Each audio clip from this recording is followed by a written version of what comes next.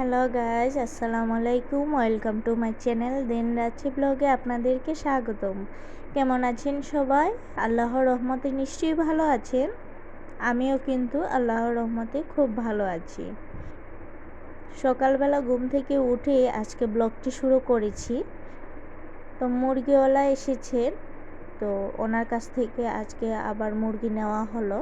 আর এরকম বাসা থেকে মুরগি নিলে মানে খুব বেশি একটা সাশ্রয়ী হয়। বাজারে কিন্তু এই কক মুরগির এই পিসগুলোর দাম প্রায় 300-350 মতো, কিন্তু আবার এখান থেকে কিন্তু বাড়ি থেকে নিলে আমরা এটাকে 300-র ভিতরেই রাখতে পারি। তো এখানে আজকে 10টা মুরগি নেওয়া হলো। আর উনি সবসময় আমাদেরকে মুরগি দেন, আর এইরকম করে সুন্দর করে ড্রেসিং করে উনি দিয়ে যান। তো এরকম ড্রেসিং থাকলে কিন্তু সুবিধা, ঝটাঝট কিন্তু পরিষ্কার করে কেটে যেরকম ইচ্ছে সেরকম ফ্রিজে রাখা যায়, আবার চাইলে আস্তও রাখা যায়, পরেও কাটা যায়। আজকে আমার গাছ থেকে তিনটা না 2টো বেগুন পারবো, তো বেগুনি খাওয়ার জন্য। তো আলহামদুলিল্লাহ বেগুনগুলো তো আপনাদের সাথে শেয়ার করছি। ওই যে আমার আঙিনায়, ঘরের আঙিনায় যে সিঁড়ির উপর আমি বালতিতে বেগুন গাছগুলো লাগিয়েছিলাম, তো এখান থেকে অলমোস্ট সবগুলাতেই গোল গোল বেগুন এসেছে। তো নিজের গাছের জিনিস খাওয়ার কিন্তু মজাই আলাদা।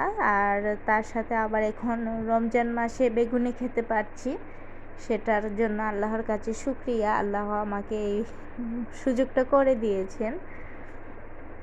তো একা হাতে ছিঁড়তে পারিনি, প্রথমে চেষ্টা করলাম ছিঁড়ার জন্য, গাছটাই লাগলো ঢাল হয়ে যাচ্ছে, পরে কাঁচি দিয়ে কেটে নিলাম। আর এখানে আপনাদের সাথে শেয়ার করছি আমার এই পাখিকে আমি কিভাবে ওষুধ খাওয়াই। এখানে কিন্তু আধখানার নাপা, তো গতকালকে আমি আধখানা খাইয়েছিলাম, আর এখানে আর অর্ধেকটা রেখে দিয়েছিলাম পলিথিনে মুড়ে।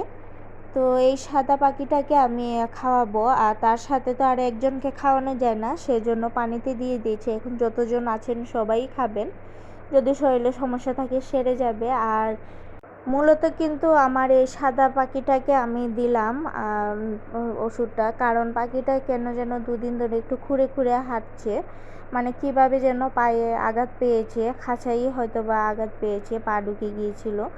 তো হলুদও দিয়ে দিয়েছিলাম, যে পায়েটা ব্যথা পেয়েছে সে পায়ে হলুদ 3 দিন দিয়েছি, আর এখন আবার একটু নাপা দিচ্ছি। ইনশাল্লাহ হয়তো পাখিটা ভালো হয়ে যাবে। আর এই পাতিলে এখন আবার নতুন করে আমার এই জোড়া পাখির ফিমেলটা নতুন করে ডিম দিয়েছে, এই প্রথম এই ফিমেলটা ডিম দিল। তো ও ডিম নিয়ে বসে আছে, আর এখান থেকে বাচ্চাগুলোকে এখনও আলাদা করিনি, ইনশাল্লাহ আলাদা করে নিব। তো গতকালকে আসলে মশারিটা ভিজিয়ে রেখেছিলাম বালতিতে, এটা ভিডিও করেছিলাম, কিন্তু কেটে গিয়েছি ভিডিওটা কিভাবে যেন। তো হুইল পাউডার দিয়ে এটাকে ভালো করে পরিষ্কার করে আমি ধুয়ে নিয়েছি আমার মেয়ের মশারিটা, এখন কিন্তু পরিষ্কার দেখতে লাগছে। তো এগুলো টুকটাক কাজ আজকে আপনাদের সাথে রেখেছি, কারণ কয়দিন ধরে শুধু ইফতারি দেখাচ্ছি, সেই জন্য একটু কাজও আজকে অ্যাড করলাম, আর মোটামুটি একটু সময়ও পেলাম। তো এই দিকটাতে আলু ভর্তা আমি বানাচ্ছি। আমার মেয়ে তো আছেই আমাদেরকে জ্বালাতন করার জন্য, মানে রান্নাঘর থেকে ও সরেই না, সব কিছুতে ওর হাত দেওয়া লাগে। তো আমার শাশুড়ি মা বললেন আলু ভর্তাটা করে দেওয়ার জন্য। তো আলু ভর্তা দিয়ে আজকে আলুর চপ বানানো হবে আর কি।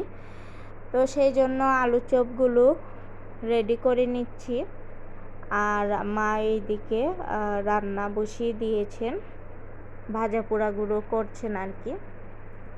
তো আলু ভর্তাগুলো আজকে ডিম ছাড়াই করা হচ্ছে, ডিম নেই আজকে গড়ে, আর হঠাৎ করে কিন্তু এই চিন্তাটা এসেছে, সেই জন্য আর সেরকম প্রস্তুতি নেওয়া হলো না।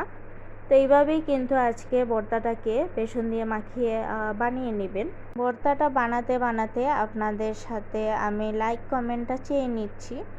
যে যেখান থেকে পৃথিবীর যে প্রান্ত থেকে বসে আমার এই ভিডিওটি দেখছেন, আপনাদের কাছে আমার হার্ডলি রিকোয়েস্ট থাকবে, প্লিজ একটি লাইক দিয়ে আমার এই ভিডিওটি দেখবেন। আর যদি নতুন হয়ে থাকেন তাহলে অবশ্যই সাবস্ক্রাইব করবেন। অনেক আপুরাদেরকে আমি কিন্তু সাবস্ক্রাইব করে ওনাদের চ্যানেলে ছিলাম, বা এখনও আছি, কিন্তু এখনও ফিডব্যাক পাইনি। তো অনুরোধ থাকবে আপুরা, আপনারা আমার এই চ্যানেলটিকে একটু সাবস্ক্রাইব করে দিয়েন। আর যদি একটু সময় থাকে তাহলে অবশ্যই কিন্তু একটু কমেন্ট করে আমাকে উৎসাহ দিতে পারেন।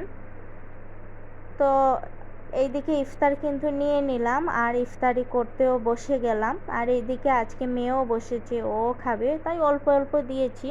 কিন্তু এখান থেকে একটা জিনিসও ওর মুখে আর যায়নি, মানে ওই রকমই শুধু খেলা করছে, তো উঠছে নামছে এরকম। তো ইফতার শেষ করে এখন টুকিটাকি একটু বাসন আমার হেল্পিং হ্যান্ডকে একটু সাহায্য করে দিলাম, কারণ সবাই তো ইফতার রাখে আর সবারই তো টায়ার্ডনেস আসে। তাই যদি আমরা হেল্পিং হ্যান্ড যারা আছে তাদেরকে যদি আমরা একদম তাদের উপরে সব কিছু ছেড়ে দিয়ে বসে না থেকে তাদেরকে যদি একটু একটু সাহায্য করি, তাহলে কিন্তু এই রমজান মাসে অন্তত অনেক বেশি দোয়া পাওয়া যাবে, কারণ ওদেরও তো একটা জান আছে। আর এই মাসটা হলো বরকত রহমতের মাস, আর এই মাসে যদি আমরা একজন আরেকজনের দোয়া না নেই তাহলে কিন্তু আমাদের এই সাওম পালন করা সঠিক হবে না। তো যতটুকু পারি ওকে একটু ইফতারের বাসনগুলো আমি নিজেই একটু ধুয়ে টুয়ে ওকে হেল্প করে দিই। তারপর চলে আসলাম বেডে। আজকে কিন্তু আমার বেড গুছানো হয়নি, তো এক ঝলকে কিন্তু বেডটা গুছিয়ে নিয়েছি। তো আপনাদের সাথে শেয়ার করে দিলাম নতুন একটা বেডশিট পেতে, তারপর আপনাদের সাথে শেয়ার করে দিলাম কীরকম লাগছে বলবেন তো। আমার এই বেডশিটটি কিন্তু আজ থেকে আরও 2 বছর আগে আলমারিতে তোলা ছিল, তো আজকে চিন্তা করলাম খেয়ে নেই। আর আমার একজন প্রিয় আপু ঘরদুয়ার চ্যানেলের আপুটি, উনিও আজকে বেড পাল্টিয়ে মানে নতুন বিছানা বিছিয়ে দিয়েছেন। তো ওনার বিছানো দেখে আমার মনে হলো আমার বেডটাকে একটু নতুন লুক দেই। তো সেই জন্য কিন্তু চাদরটা বিছিয়ে আর সুন্দর করে সাইড টেবিলে একটা অরিজিনাল প্লান্ট রেখে দিলাম, ব্যাম্বো প্লান্ট। তো এটা দিয়ে আজকে সিম্পলভাবে কিন্তু আমার বেডরুমটা গুছিয়ে নিয়েছি। তো বেডটা গুছানো বা আমার চাদরটা পাতানো কীরকম লাগলো আপনাদের কাছে? যদি ভালো লাগে তাহলে অবশ্যই একটা কমেন্ট করবেন প্লিজ। আর এই রমজান মাসে আমরা বেশি বেশি করে নফল ইবাদত করব, ফরজ তো করবই, তার সাথে নফল ইবাদত করে আল্লাহর কাছে কিন্তু গুনাহ মাফের জন্য বেশি বেশি করে দোয়া চাইব। তো আমরা একে অপরের জন্য দোয়া করি, আর ইউটিউববাসীদের জন্য দোয়াটা চেয়ে নিই আল্লাহর কাছে। আমি সব সময় চাই, আমি যেরকম এই প্ল্যাটফর্মে এসে নতুন, আর অনেক কিন্তু আপুরা আছেন এই প্ল্যাটফর্মে নতুন, তো আল্লাহ তাআলা সবাইকে সাহায্য করুন। আমার যদি এই প্ল্যাটফর্মে কাজ করাটা ভালো হয়ে থাকে তাহলে অবশ্যই সাহায্য করবেন। আল্লাহ হাফেজ।